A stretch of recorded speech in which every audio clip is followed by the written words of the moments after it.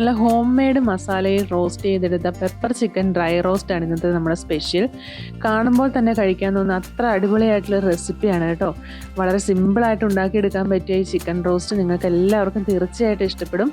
So നമുക്ക് ആ recipe ഒന്ന് കണ്ടിട്ട് വന്നാലോ. അപ്പോൾ ഞങ്ങളുടെ വീഡിയോ കണ്ടിട്ട് ലൈക്ക് ചെയ്യണേ. അതുപോലെ തന്നെ ഞങ്ങളുടെ ചാനൽ സബ്സ്ക്രൈബ് ചെയ്യാത്തവരാരെങ്കിലും ഉണ്ടെങ്കിൽ ദയവായിട്ടൊന്ന് സബ്സ്ക്രൈബ് ചെയ്തേക്കണേ. അപ്പോൾ ഫുഡ് ആൻഡ് വിഷസിൻ്റെ പുതിയൊരു വീഡിയോയിലേക്ക് നിങ്ങൾക്ക് എല്ലാവർക്കും സ്വാഗതം.